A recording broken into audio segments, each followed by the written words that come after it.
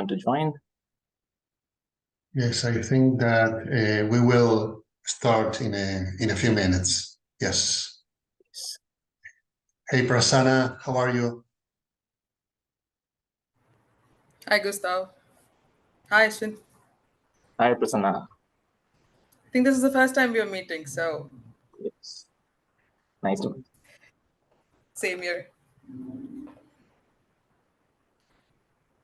So, how are things in Argentina, Gustavo? How is Mr. Javier doing? Sorry, how is Javier Milei?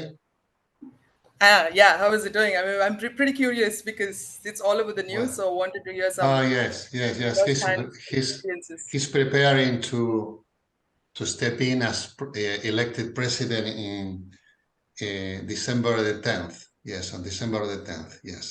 So, but he actually has a very challenging, I would say, economic, financial, and social agenda, to say the least. Yeah, because I keep hearing about the proposal for dollarization in Argentina. So, you think will it go through? Probably a very broad question, but I'm just curious. Now, it might go through, but in a second stage, I would say. It's like he kinds of thinks the number of economic tactics or decisions split in different stages. So this would go in a second stage after first reducing significantly the public spending, public spending significantly, yes, and reducing significantly inflation, because we are about Yeah. to reach hyperinflation levels, Yeah. So I think it's a story that a lot of people will interestingly follow in this part of the world Yes, too. yes, for sure, yes. Definitely. I will keep you posted. I would be very happy to hear your view because I really Okay. can't trust the news sources. So Yes, yes. thank you for that. All right. I think it's time to get started. Hello, everyone. Welcome to Coffee Chat with MBA and Beyond. I would like to thank all the audiences here who has taken out time to be present, especially to our guests here, Gustavo and Prasanna. Thank you so much for your time. I think everybody here would love to hear from both of you the insights and the experiences which you have about MBA application, which everybody is trying to go through and figure out their ways. So without further ado, I would like to invite Gustavo, if you can help our audience give a little brief about yourself and maybe help them understand your background and what the journey has been so far. Okay, yes, thank you. Okay, my name is Gustavo Davanzo, born and raised in Buenos Aires, Argentina. I have a CPA degree and a finance degree, and after that, I also pursue an executive management program at the University of North Carolina, Chapel Hill. I have worked in the corporate world mainly with multinational companies in the oil and gas and mining industries for about 30 years in finance, senior finance leadership positions as regional finance manager, assistant treasurer for Latin America, also worked in the US, Canada for several years, and also in some other countries in Latin America. Led cross-functional teams, and I also, since like 10 years ago, I started to coach as a freelance consultant some candidates interested in pursuing their MBAs at top business schools in Europe and the US. So I started doing that. That number of applicants grew significantly in the last year. So basically now I am devoting like full time to this passion that I have. I'm very happy to be here to provide my insights and to share my thoughts and answer your questions, and also learn from any of you as well. Thank you, Gustavo. Really excited to have you here. Prasanna, if you can share a couple of words, a few words about yourself, your background. Sure. So, welcome everyone. I am Prasanna and I'm joining from Hyderabad, India. I did my MBA, full-time MBA from SW Bocconi in Milan, and this was before they had a campus in Mumbai and they had an Asia Center. So I actually went to Milan to do the degree. I think they're doing pretty well in rankings now. Post MBA, I worked in several sectors, several industries like infrastructure, food, FMCG, primarily in operations and project management. And I have also recently pivoted to the social sector, which is becomes quite relevant if you're in a third world country. I started a nonprofit where we work with women from low income groups, teach them, help them with getting employment in formal sector. I also recently worked as ops director with a nonprofit based in London who work with youth from low income groups across the country, training them to be global leaders. So I run my nonprofit, but also do these projects on the side. Coming to the admissions consulting part, I have been doing this since I think 2017. So, like Gustavo, it just started as a hobby because a lot of people would approach me after my MBA on Facebook and LinkedIn, asking me questions, guidance tips, and all. So I started doing this professionally since 2017, and I've worked with, I lost count, maybe 50 applicants, mostly in for European business schools and also some US schools, also schools like ISB, NUS, INSEAD, Kellogg, and all the top schools. So yeah, that about sums my experience, and happy to be here and excited to hear what kind of questions we face. And please, guys, go ahead, ask questions, make this interactive. And over to you, Ashwini. Thank you, Prasanna. Thank you for the insights into your background and journey. I think both your experiences look great, and I'm sure I can learn from it. I hope our audiences also learn from it. Uh, and I just want to share this for our audiences who may be joining us for the first time. The coffee chat format is very candid. We start by asking few questions to our speakers, and I encourage everyone to start posting their individual questions, their respective questions with regards to where they are in their journey. And in about 10 to 15 minutes, we'll start picking up your questions and start addressing them, right? So, all right. So, coming to the agenda, right? We want to look at US Business School. We want to businessify the application process. And to get started, my first question to you, Gustavo, would be what qualities of what qualities do M7 schools look for in an applicant, and how does an applicant can align their profile with these expectations? And I mean, if you can share your insights. Okay. Yes. Well, basically, these top M7 schools, very unique schools, so you will applicants, candidates will be applying to top schools, and they will need to portray themselves in a very special and unique way, So basically, these schools are looking for some strong evidence of leadership on the job, in their personal experience, extracurriculars, in their academic journey as well. And in terms of professional experience, hopefully they would look for candidates who can demonstrate in the corporate world, for example, that they've been able to progress, like being promoted, and climb the ladder.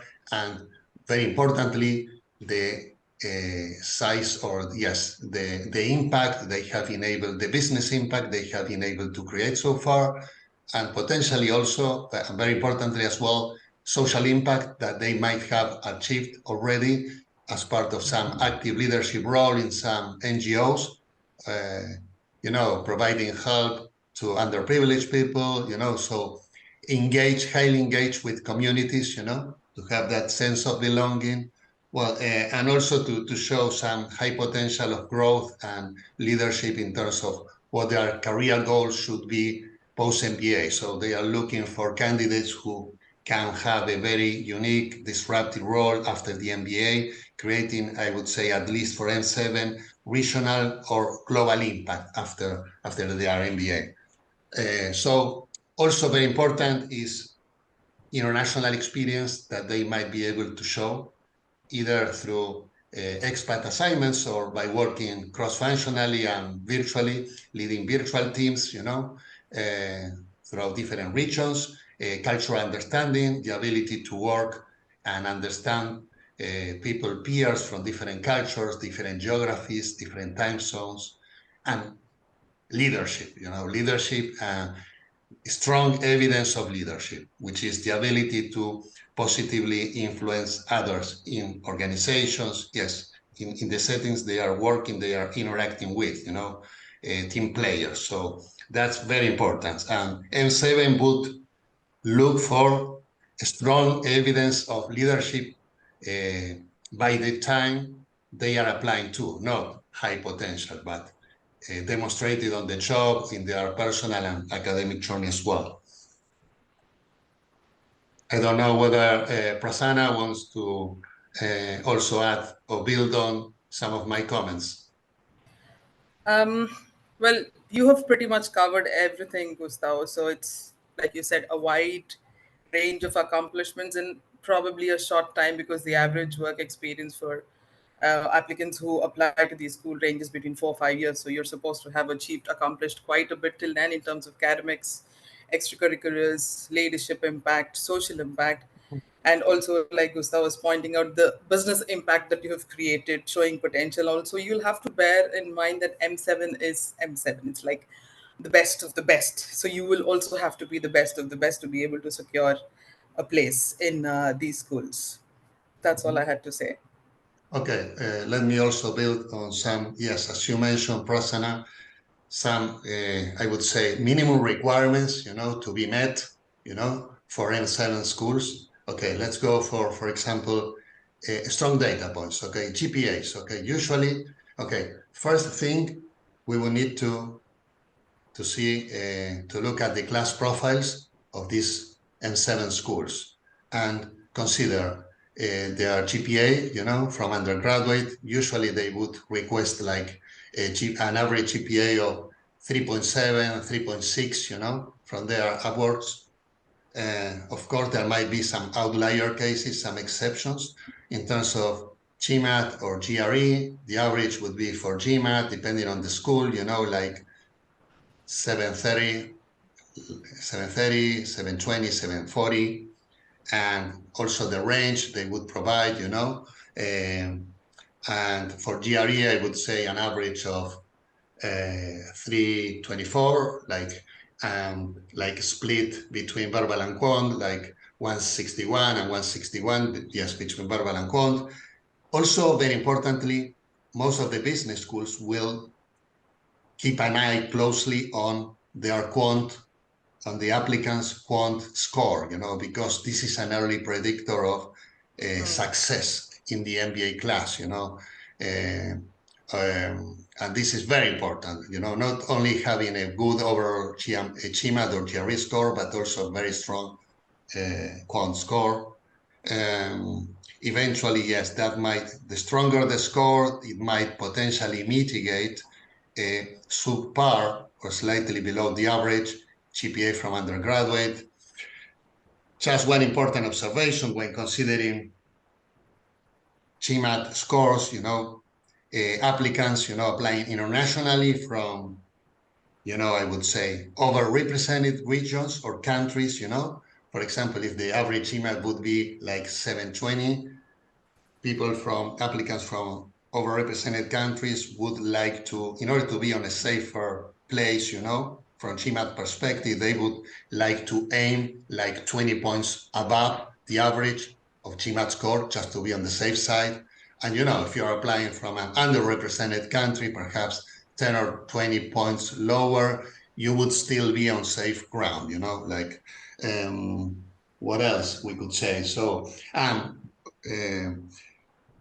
we have developed, MBA&Beyond has developed a very comprehensive and integrated platform, an end-to-end process in order to in a very structured and successful way, consider all the stages in the application, in the admissions process. So it's very important to start with a introspection, in order to better understand what your story is, what your goals are post-MBA, short and long term. And this is just to give a quick overview, but to get to this point that basically your short and long-term career goals post-MBA must be, to a great extent, strongly connected with your academic journey and, very importantly, with your experiences, professional experiences, connecting the dots. And you would also need to better or strongly connect skills, strengths that you've been able to develop within certain career paths with the skills and strength that you would need to be in a better position to achieve your goals post-MBA. And also, eventually, in the case of pivoting from one industry into the other, you will need to convey how some transferable skills you would definitely leverage in order to succeed in this industry pivot. So that's also very, very crucial, to strongly connect your past experience with what the MBA journey can also provide you to be in the next level of preparation and then to succeed in the MBA, after the MBA, with your goals. So Gustavo, I want to touch upon something which you mentioned twice: leadership experience. Right? I think there's a lot of misconception around leadership experience. When we talk about leadership experience, people generally tend to think of the corporate leadership experience, right? But you also mentioned extracurriculars and social space, right? Or they could be others, right, which people are not aware of. Maybe could we touch upon that just to understand that what kind of leadership experience one can show in a non-corporate setup, right? Maybe I don't have a leadership experience in my corporate experience, right, with 3 years or 4 years.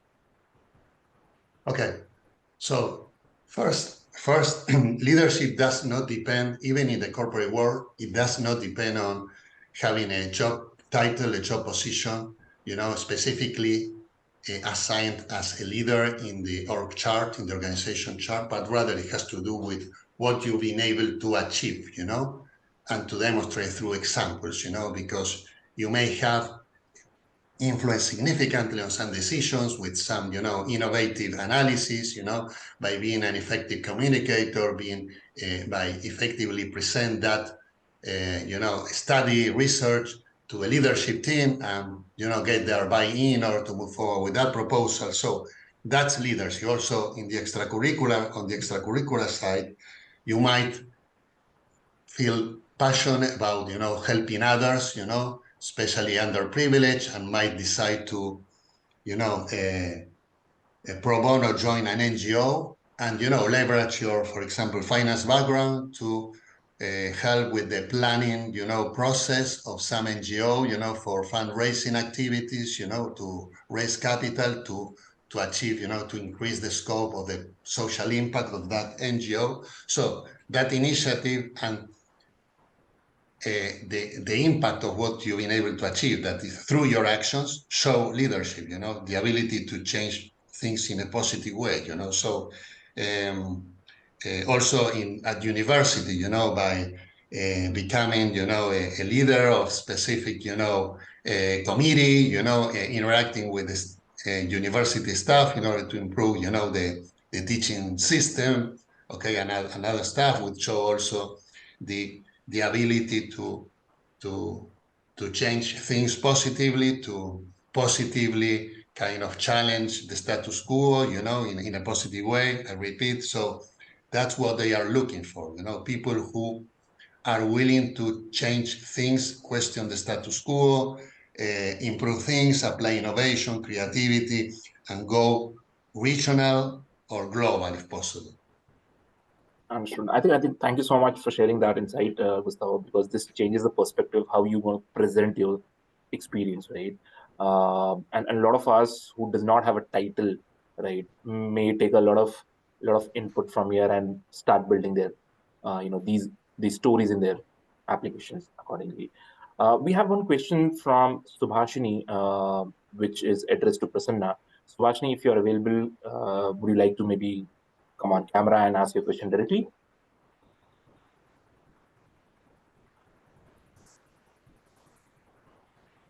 All right. I don't see a response. I'll read it out for you, Prasanna. So the question is that in your work experience as nonprofit, it's not specific to, it's specific for B school, but they would like to understand that when you submit a following question, uh, can it be responded to? For someone interested in both MBA and MPA program, what would be the difference in 2 degrees? And what would be the difference in career prospects and progressions? I'm sorry, I think I missed the first part of the question, Ashwini. Could you just repeat it and just summarize it probably instead of reading it out? Yeah, so they want to understand basically, for someone who's interested in MBA and MPA programs, both of them together, what would be the difference in the 2 degrees? Okay. And if they want to go ahead with that, what would be the difference in their career prospects and progression? So this question is specifically asked because you have a varied experience in nonprofits and other areas as well. Okay. So it was MBA degree, and what was the other option? MPA. Which Yes, Master stands in for? Public Administration. Master in Public Okay. Administration. I'm Yeah, sorry. Right. MPA. It just didn't occur to me because we were kind of in the management zone, right? Mhm. Well, as the name suggests, public administration, it kind of is limited to public administration, Subhashini. I mean, if you're here, if you are uh, uh, hearing my answer. So that is more dedicated towards the non-profit sector. The NGO sector talks about policy making. It's about dealing with social challenges. It's quite specialized in that sense. And MBA is obviously much more generic. And the choice between these two will completely entirely depend on your goals. Of course, a bit on your background also, but on your goals.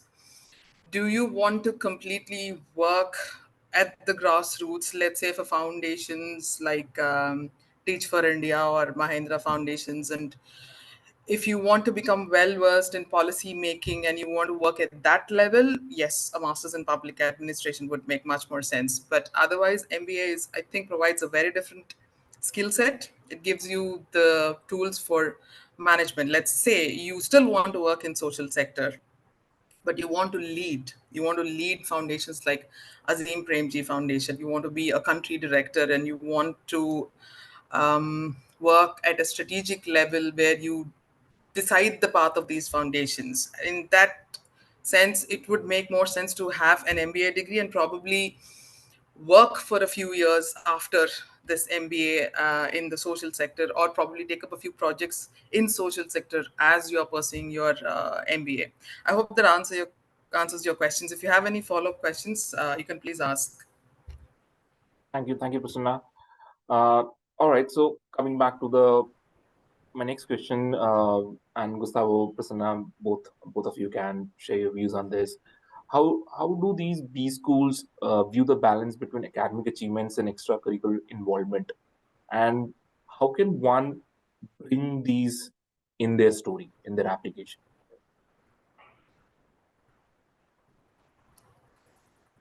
Would you like Prasanna, to go first, Gustavo? Yes, do you want to go first? Yes, Prasanna? Yes. Um, well, okay. The question I think was what's the balance between extracurriculars and Yes, academics, yes, right? academic So, achievements and firstly, extracurricular involvement. okay, I think I get it. So I think a lot of it would depend on the school. Um, may I know who asked the question so that I can address them? No, this is the set of questions we have Okay, received generic question. Okay, from previous all answers. right, that's fine. That's fair. So, like I was saying, it usually depends on the school. If you look at schools like INSEAD, they kind of have a higher preference for an overall accomplishment, kind of, like more of extracurriculars or international experience, community, etc., etc. But my understanding is that M7 leads a bit more towards academic potential. I'm not saying that they completely discount extracurriculars. Obviously, they play a role, like Gustavo was saying. But yes, there you'll need to demonstrate very strong quantitative aptitude, which becomes obvious from your academics, from your GPA, from your GMAT or GRE. So over to you, Gustavo, please, if you have anything to add. Oh, yes. Great feedback, Prasanna. Yes, as building on what Prasanna said, yes, M7, specifically M7 schools, and also some of them, more specifically, keep a very close eye on strong academic records. For example, Wharton. Wharton is very, it's very, looks very closely, your strong academic records, your GPA, your detailed transcript. It's not that all the other M7 do not do that. Definitely they do that, and to a great extent as well. So it's very important, the academic side, through, undergraduate, whether they could also, applicants have, clear past CFA level 1, for example, or specific masters in finance by the time they are applying to business school, that's also very, very important. That strengthens their profile. Also, not only, as I mentioned, the overall GPA, but also the different grades in the key, classes, courses that are core to the bachelor's degree that they pursued, in the undergraduate level. The quantitative exposure that they have been able to go through, either in the academic setting, in their academic studies, and or also in their professional career so far, because as we mentioned, this is an early predictor of success for the MBA journey and after that as well. So, but since we are also talking about M7 schools, they also try to match with strong candidates, candidates with very strong background in the academic arena and in the professional setting as well, through great accomplishments, with also some active leadership roles within the community, supporting communities, providing social impact. They want to look some high level of engagement with the community, with others, giving back to others. And some schools, for example, like Stanford, would also look for not only business impact, but also social impact, what else can we say? Because all of this also resonates with what their values, and mission is as top business schools. And we need to be very, very aware of that. We need strategically, as part of the admissions process, we need to also match as applicants, or we need to ensure that applicants match significantly with what the school's mission and values are. For example, Kellogg is a highly student-driven community, very collaborative, so they are looking for, people who are willing to share significant experiences with one another, helping others, and they would also look for some strong evidence of, participation and, actions and examples dealing with, successfully dealing and approaching diversity, inclusion in the workplace, outside of the workplace, all of that, And these are also, with some of these essay prompts of some of these M7 business schools, these are also, conveyed explicitly or in an underlying way as part of their general answer questions, essay or web portal questions in their applications, or essay prompts, how you are able to deal with, how you resonate with approaching, diversity, inclusion, dealing with people from different, cultural settings, all of that, so that's also important, So Bottom line, you need to be not only a very high successful applicant from a strong applicant from an academic and professional setting, but also very well-rounded in terms of, engagement with community as well. Thank you, Prasanna. We're going to pick up another question from the audience. Venkatesh, would you like to maybe come on camera and share your question, ask a question?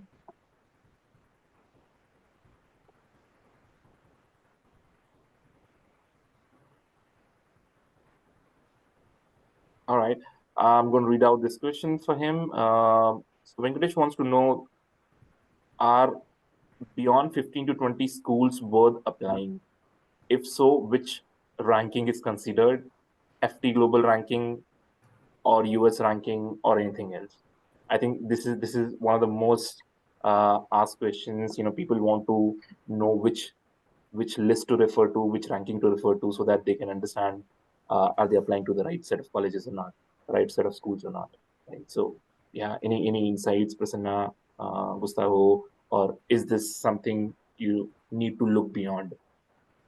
All right, so I will go first because I read the question in the chat and it was kind of in the back of my head. So I would say, Venkatesh, rankings should not be the sole criteria for you to list a school at the outset. Yes, they definitely have certain meaning, but you have to keep this in mind that rankings fluctuate a lot from year to year, and also they're based on a lot of factors like the earnings after MBA of the alumni, etc. So you can get all of that data online. So that's not really challenging. So between the FT global rankings and US rankings, obviously, I think the difference is that FT gives a global perspective, and US probably limits to. I think this probably I can ask Gustavo to address later.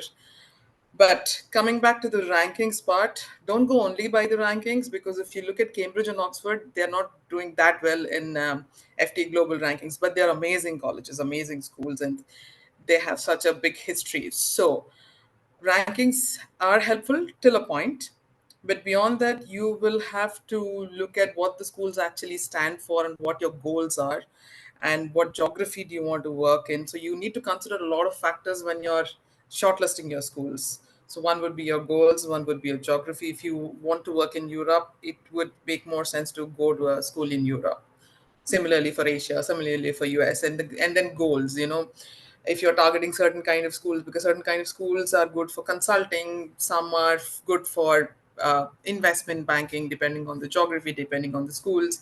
So look at your background, look at your goals, and then decide which schools you want to apply. And the last, or a very important factor, crucial factor, would be your own standing, as in look at your academics, look at your performance, your GMAT, because they also do matter to a certain extent when you're applying to schools. So if you're looking only at the top 20 schools, you will have to have a GMAT of at least 700 plus 730 would be ideal, especially if you are, like Gustav was speaking, referring to a while ago, if you're coming from an overrepresented community, and India definitely is an overrepresented community, and we ace GMAT.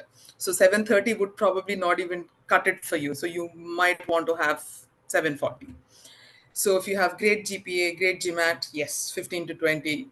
But if you are hovering somewhere around 670, I'm not saying it's impossible to get into the top 20 schools with 650 or 670, but you will have to build a very strong application. You'll have to bring out your value proposition in a very, very clear way. So you'll have to work on your application, but again, outliers, etc.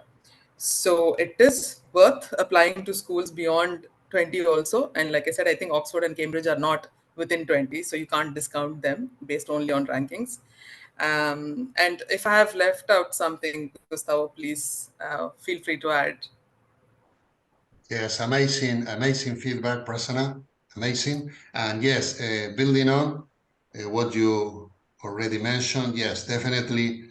There are some, I would say, different rankings, top rankings that applicants should look at. But as Prasanna mentioned, they change to some extent year over year, but you have, US News and World Report, you have Bloomberg, you have also in Europe, mostly focused in Europe, the Financial Times ranking. But beyond that, what, as Prasanna mentioned, what is more important is, to do a very meaningful and purposeful school research to understand what as we mentioned, so first, where we stand as applicants, in terms of undergraduate GPA, GMAT, GRE scores, in what range can we safely apply, considering whether we are overrepresented, part of an overrepresented country or underrepresented country, okay, to see whether we can not take a long shot, but like having a safe application, to for example, tier 1 schools or tier 2 business schools, so adjust in that regard, also, very importantly, to understand what the school MBA programs can offer you, considering your specific career goals post-MBA, short, long term, which are the best that could help you with that, and whether your profile also, and standings, all of that, and academic records, everything, makes a great fit with also what the school is looking for, so you have to have a perfect or a very good match, a two-way match, so and that's very important, because you will be making a huge investment in the MBA, and for sure you will want to ensure that this investment will pay off significantly, by pursuing an MBA through an MBA program that makes a really great fit with your goals, that you are also part, that you will feel comfortable at that school setting, with that learning approach, at that student community, all of that. That's why we at MBA&Beyond place a great focus after doing, what we call content gathering, and then sharing with you your branding, your unique selling proposition.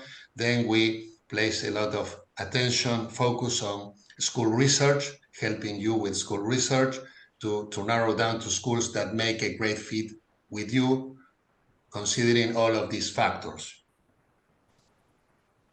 All right. Thank you, Prasanna. Thank you, Gustavo. I think both of you have covered various points with regards to what is supposed to be done, by a candidate in terms of school research before application. But in your opinion, what sets apart a standout application among the submissions? Right, you work with a lot of candidates. A lot of them get through their dream schools. What is the difference between those applicants, those applications, and the ones which does not get through? From a school research perspective, you mentioned? Not specifically school research, but it could be about school research as well, or overall. If you have to maybe highlight top two, top three things, what would a candidate can or applicant can take away from this session, right, in terms of their application?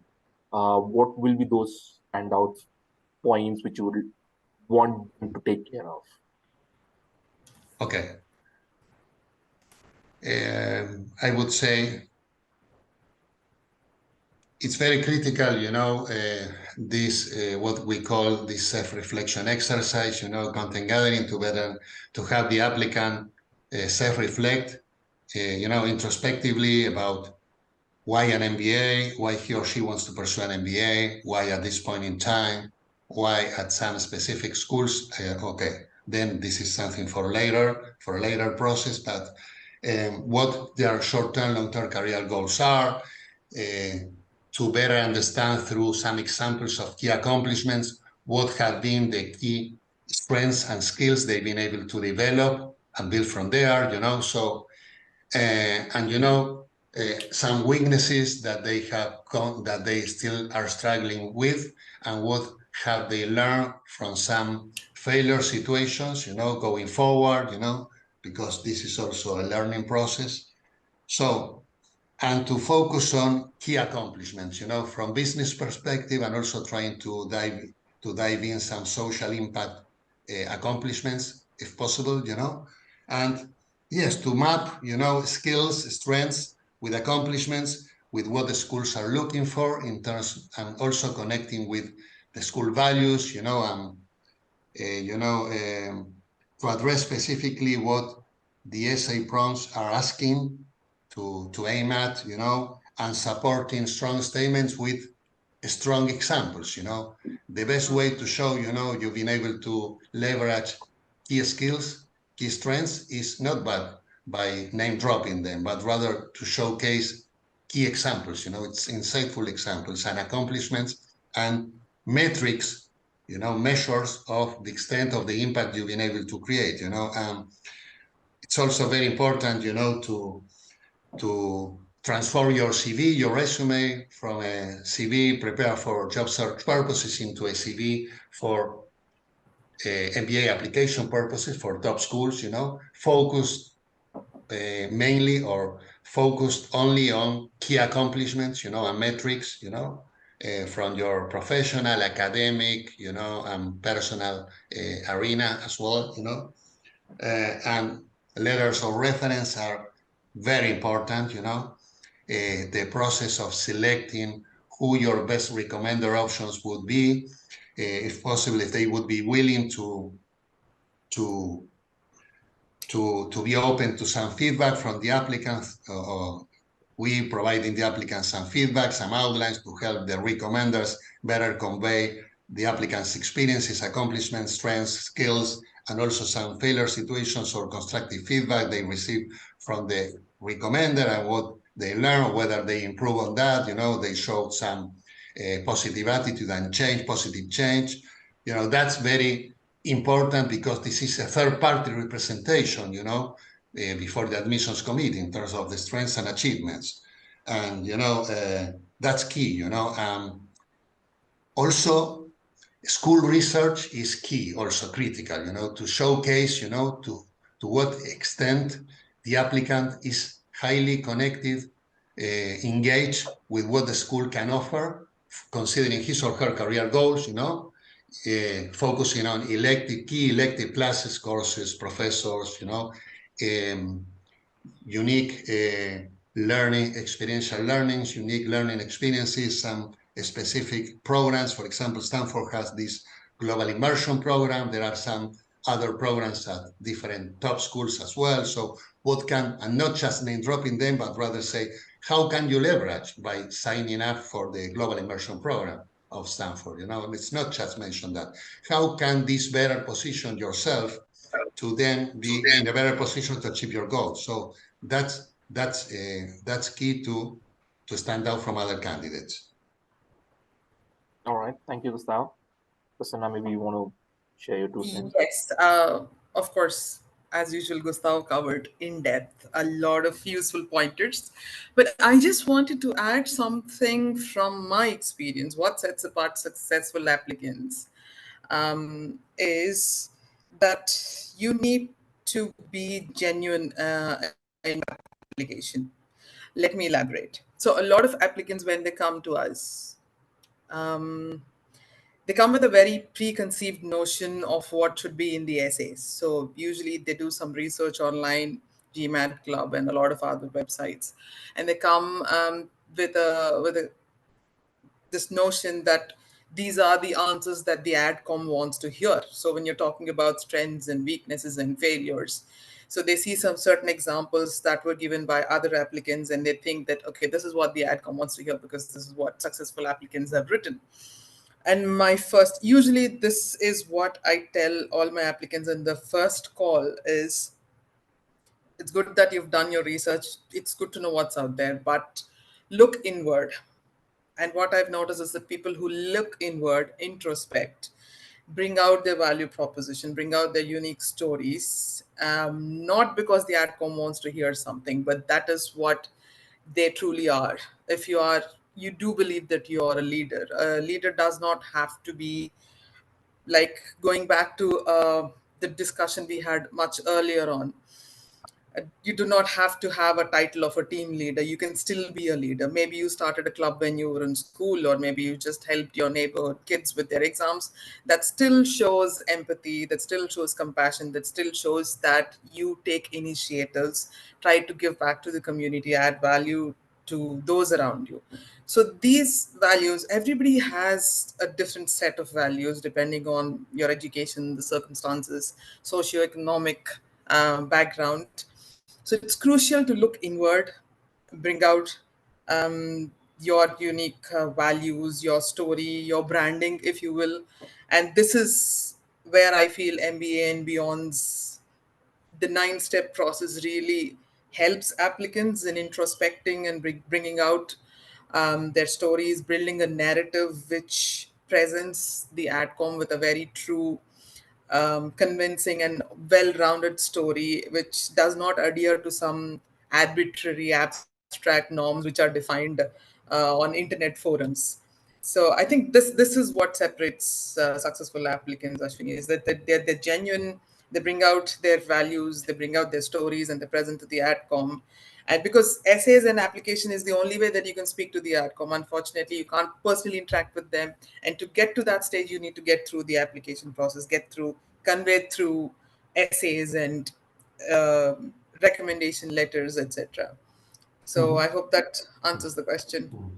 Understood. One thing I would say that this is, to me, I would say that this is the most important, the one that Prasanna mentioned, the most important point, to consider, this one about being very unique and true to yourself, in all the aspects you connect, not only with what the schools are looking for, but just to better understand what we mean is to show the only way to differentiate with highly competitive, very well-rounded candidates is to be personal, very personal through this introspection, unique to your how your achievements are unique, how have you become the person you are now, what matters most to you, what are the strong influences in your life that shape you the way you are now, and eventually with potentially disclosing some vulnerable points that you had throughout your life and how you've been able to bounce back from there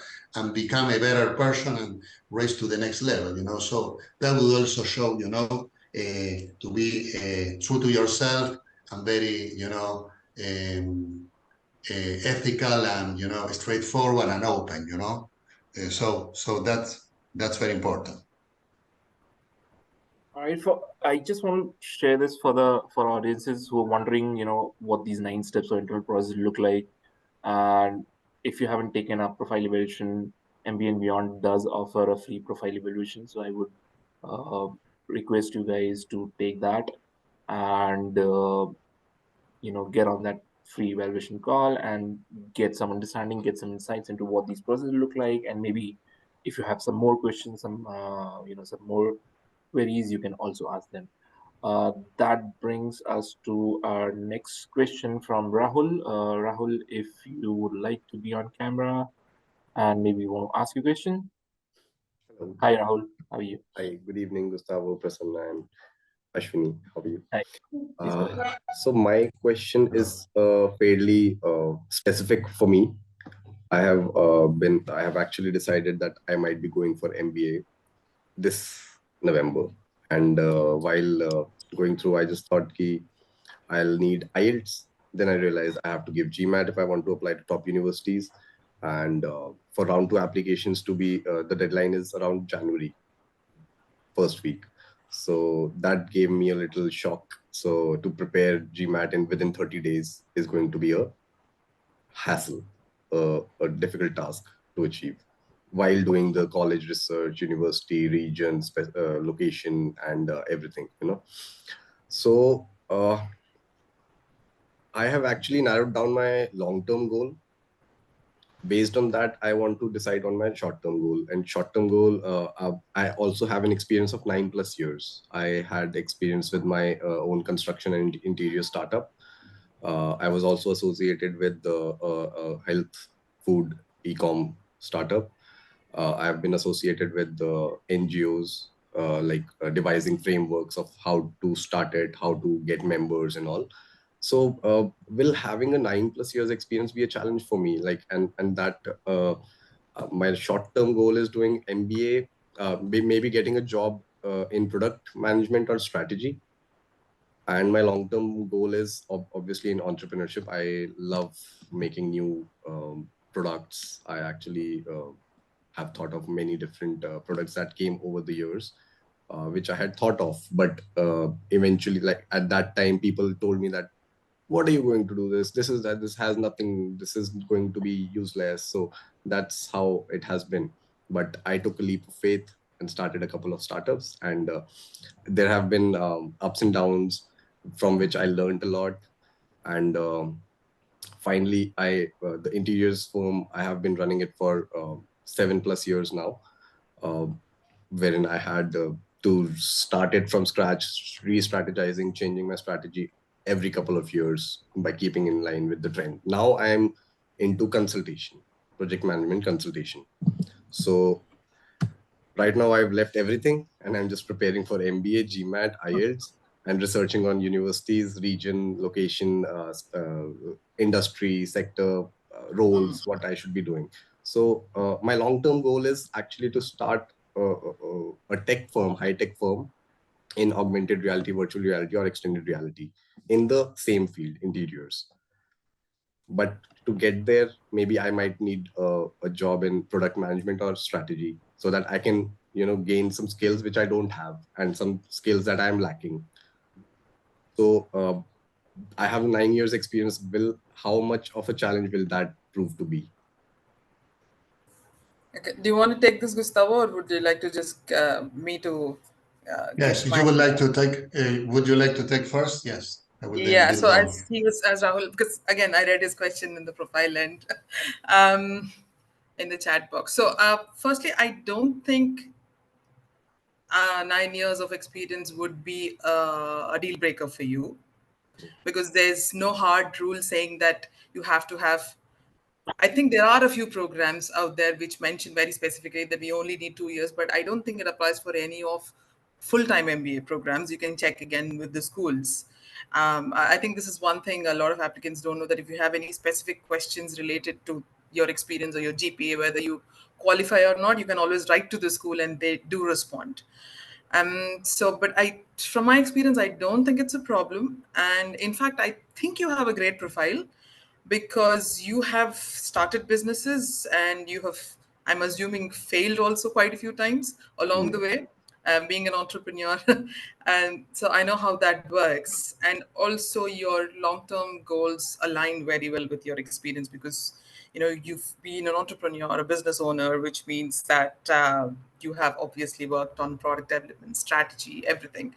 And you're clearly saying that, hey, I started doing my own business, but I failed because I lack ABC, and I want to get this from your school so that I can go ahead and start this so and so firm. And it's great that you actually are pretty clear about your goals. So I don't really see anything negative with your profile, and in fact, your experience also demonstrates leadership skills, because you've also worked with NGOs, if I remember from what you just said. So you have that. I actually started an NGO and devised the frameworks, but I had to So leave. Yeah, I had to leave because there were politics involved. that's fair, I guess. I mean, that's common. I mean, so today's election day in Hyderabad, so they're everywhere. Right. uh, you do have a multifaceted. Your experience is not boxed into, let's say, if you were in just one role, maybe you were an analyst for 9 years, that probably would have been not such a great place to start your application. But you have, your experience spans industries and spans years, and then there's leadership, there's management, there's failures. So in fact, I would say that you have very good chances of. I have one Yeah, more. please. I also have. I actually want to start various entrepreneurial ventures. One of which might be into real estate. Another might be into sustainability. Sustainability is my passion, and when I started my firm, we got projects not sustainable at all, but I want to incorporate that as well. So I've already booked a call for tomorrow morning 10. So maybe we can get a good insight. But just a brief that what should I align my short-term goal? Because I know my long-term goal. I know my long-term goal. I want to do that. I want to start a real estate startup, sustainability startup, which maybe I might be starting maybe in a couple of months or 4 months down the line. But yes, sure. And which intake should I be targeting? Because round 2 applications, very difficult to go through. So maybe January 25 might be the right time, or September 25. January 25 has, I think, 8 to 10 schools. I'm also in touch with another consultants.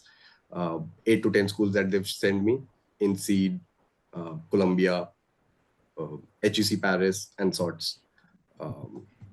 That also I have to finalize which intake I have to go, because I am now 33 and I want to get it done as soon as possible and start with my entrepreneurial journey. Again, So I think, Rahul, it would be best to have this discussion in person with like whichever consultant that you'd be talking with, because they're very, very specific to you, and I'm sure they'll be able to give you a detailed answer, because like it takes some discussion like back and forth to give you specific answers. But going back about your profile, I was wondering if Gustavo has anything else to add apart from what I said. No, basically, I fully agree with you, Prasanna, that I see also a very strong profile. And yes, connecting with your short-term goal, in terms of some, so you've been navigating a journey so far that you were also learning by doing, and you may lack some key, aspects, and you need some conceptual framework, in order to further, develop on these skills, on these, strengths. So that's why you are,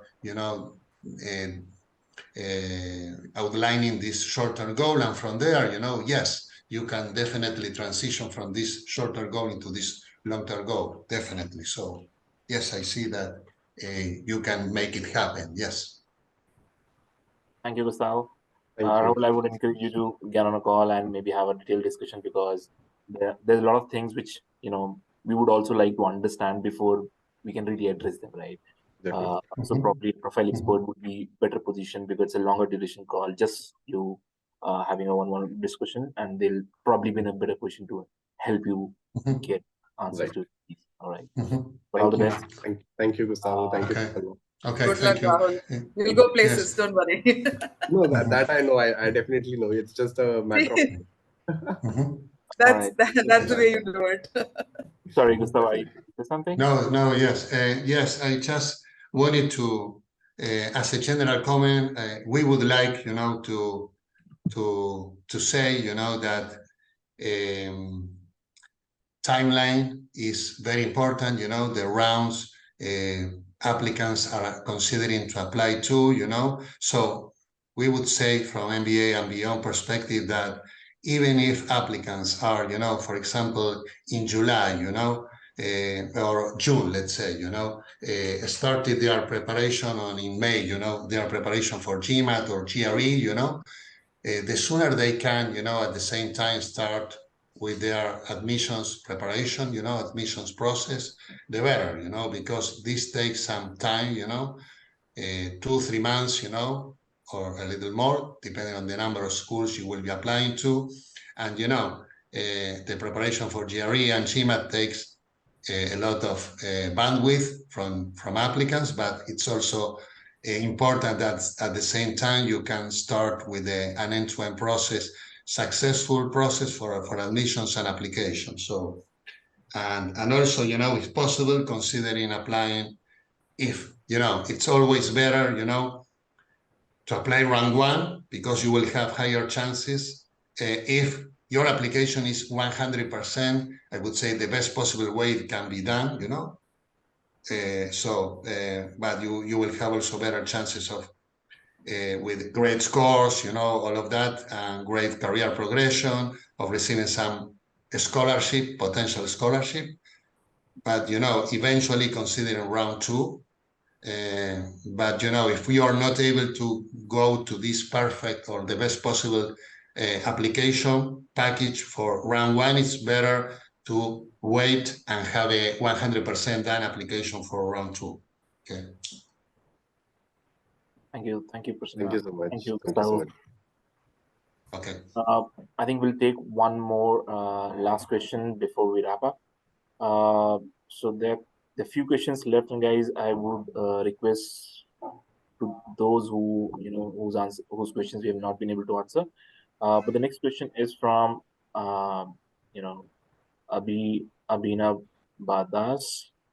Are international applicants eligible for any kind of scholarship? And I think this is something which every applicant wants to understand. How do scholarships contribute to MBA financing?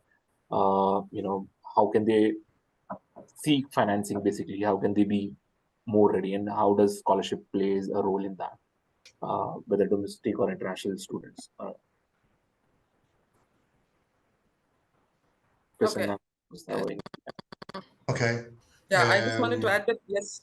Yes, Sorry, go please. ahead, Gustavo. No. Go. Then I will be there. Yes. So I was saying that yes, there are definitely a lot of scholarships available, and like Gustavo was saying, the earlier you apply, the better. Because if you're applying for R1, there will obviously be more scholarships to give out. But yes, international students also do have scholarships, and there are several kinds, if I'm not wrong. And of course, you'll have to do research into the school. Some scholarships are based on your GMAT score, for which usually there is no separate application. They just offer it based on your GMAT score if it's exceptional. And other scholarship would depend on, you might have to apply for it, write an essay, or some scholarships like the 40 scholarship is for women, so etc. So there are definitely lots, and they are substantial, and they'll really help in easing your financial burden. So over to you, Gustav. Oh, yes. Yes, there are some, as you mentioned, Prasanna, there is a wide array of options for international students that they would need to research to what extent they might be considered, I would say, eligible to apply for some specific scholarships. For other schools, they would be considered in any case, for a scholarship based on, I would say, merit-based, in terms of a strong, application, strong GPA, outstanding academic performance, and a strong, professional experience and accomplishments, But there are certainly, as you mentioned, Prasanna, some specific ones, the Forte Foundation Scholarship for women. There are some others for some, entrepreneurial or VC ventures, for example, the Batten Foundation Scholarship in partnership with the Darden University of Virginia, or for example, for those pursuing a finance that have been already pursued a finance career at the moment of their application and want to continue, pursuing a career with high impact on finance. For example, Kellogg offers, you will need to complete an essay. This is the Kellogg Finance Fellow Scholarship. There's an essay in order to show the impact how you are passionate about finance and what drives that passion and what are you planning to create in terms of impact after your MBA. So that way you can be eligible for that scholarship as well. But yes, there are some good options for international students looking for scholarships. Yeah. This is part of the service we also provide, is helping applicants go through different options, coaching them, and eventually if they are applying to some schools, to 3 or 4 schools, and they get awarded with 2 or more of these scholarship by 2 or more of these schools, helping potentially them to leverage that and potentially help them negotiate potentially an increase in their scholarship award eventually. Okay. All right. Thank you, Gustavo. Thank you, Prasanna. With that, we come to the end of the session. For all the applicants who still have some questions, you can always book a profile version call with us. Everyone can also expect an email from me, and you can also reply to that, ask any questions that you have, clarify. And I wish all of you all the very best in your application journey, whichever round you're applying. And thank you so much, Gustavo and Prasanna, for your valuable time. I think it was really insightful and lovely talking to both. And Thank thank you you. for having us. Thanks, Thank you. Thank you everyone. all. Have a good day. Thank you all. Good evening. Thank you, Good Gustavo. Thanks. afternoon. Bye. Good Thank night. you, Prasanna. Thank you, Ashwini. Kiran, Thank Thank you. you all. Bye-bye. Take care. you too. Bye. Bye-bye.